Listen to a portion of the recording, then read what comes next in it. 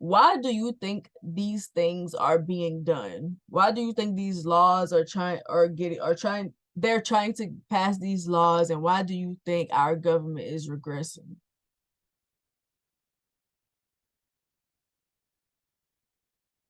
Fear. Mm. Uh, the white people have made up this whole thing. They have a thing called the replacement theory right now. So they're afraid that they're being replaced by us and Mexicans because by 2050, I think it's the timetable has moved up actually. I'm not sure what day, but by 2050 they will no longer be the majority, and they're afraid that we're gonna do to them what they did to us, and that fear is controlling them. The the racist people are just very fearful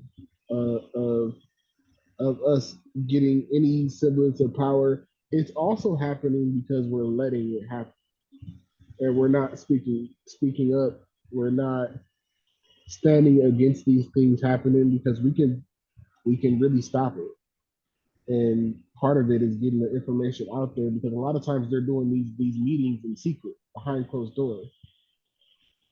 But people in so-called positions of power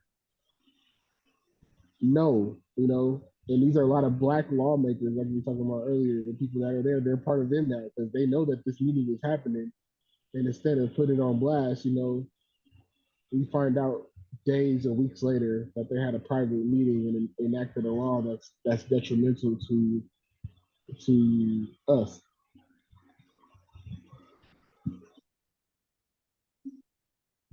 What about you, Van?